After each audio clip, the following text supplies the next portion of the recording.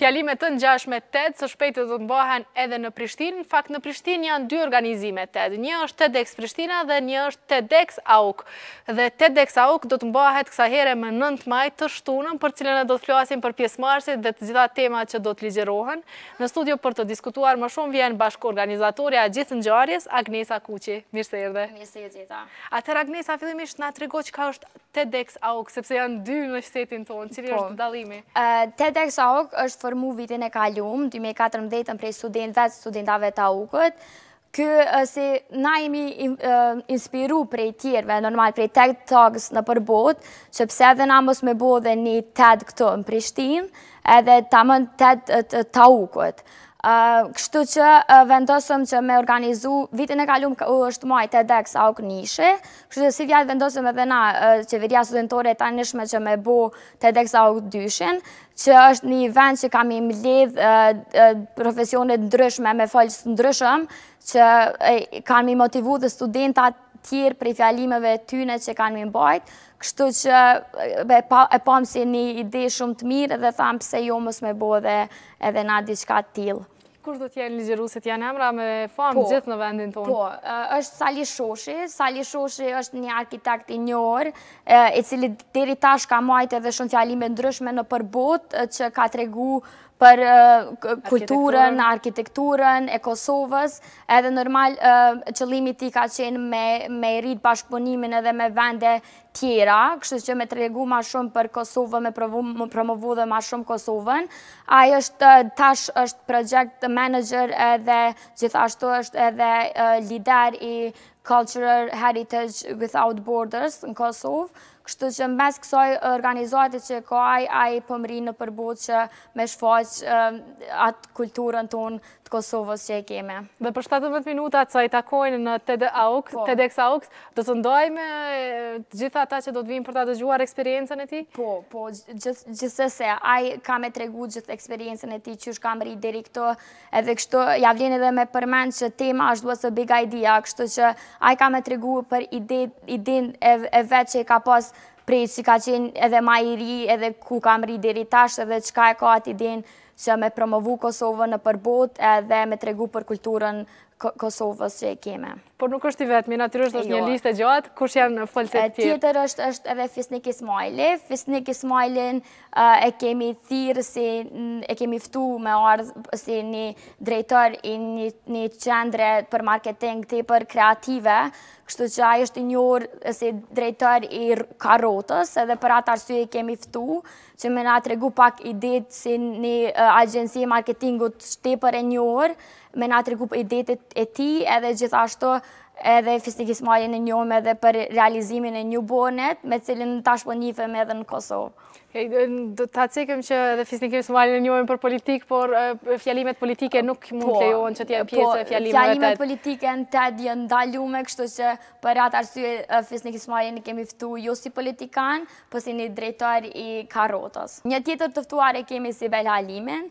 Sibel Halimi është një në Kosovë si një feministe, ajo e ka kry master për gender studies, kështu që ka me na tregu, ka me ardhë në TED me na tregu ma shumë për studimet gjinore në Kosovë, edhe me tregu për edhe kërkimet të hullumtimet që ka bo ajo për Kosovë, edhe normal që krejtë e njohëm që kur vjen puna të femnat në Kosovë, ajo është njona prej cilave ka me ngritë zonin mas shumëte, kështu që ka qenë ideja që me ftu një femën që e promovën edhe femna tjera në Kosovë dhe që ja u japa drejtën edhe atyne tjerave që me dalë dhe me tregu që edhe femnat po mrinë edhe pse jo në Kosovë edhe kjo ka qenë ideja.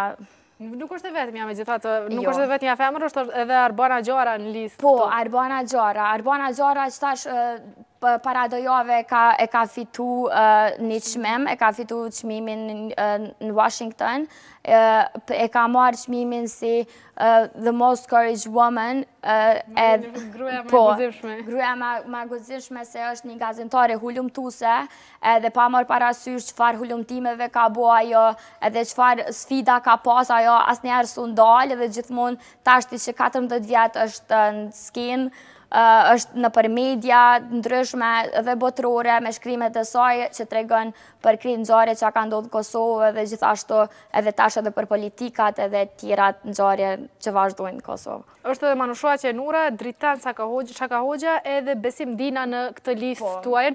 Kush ka qenë përzgjedhësi i folësve? Pse pikërisht janë këta emra që i përmendim? Ne jemi një grup organizativ këgja i madh, edhe aty jemi diçka 27 veta që jemi krejt në organizativ dhe kemi propozime ndryshme se cili. Prej propozimeve kemi vendos cili po na përshtatet mas shumë të për TED, cili ka me pas që ka me fol për që temën që kemi zgjedh na që shë përmena was a big idea, qka është ajo ideja e madhe që mundëm na tregu këta. Edhe për atë arsye dhe Manushoaqe Nurën e kemi ftu se është femna e parë në Kosovë kadete që ka mri që me marë edhe detyra edhe përgjegjësi dhe më mëdha që s'ka mujt me marë asnjë femën tjetër në Kosovë deri tash. Edhe tash është lejtnante edhe po vazhdon që me i shërby Kosovës edhe ajo ka qenë një femën që na ka inspiruar dhe nive pse mos me ftu një femën si ajo që ka mri kaq shumë. Do t'jem fjalimet mjaft mira, janë personazhet mjaft të qelluara që i keni ftu. Kur do të fillojnë, në çfarë ore do të fillojë gjithë ngjarja, gjitha fjalimet? Ngjarja ka me fillu në ora 12, ka me mbajnë sheshin 21. Ka me pas disa pauza, po planifikohet që krejt fjalimet zgjasin deri dikon ka mramja ka ora 8.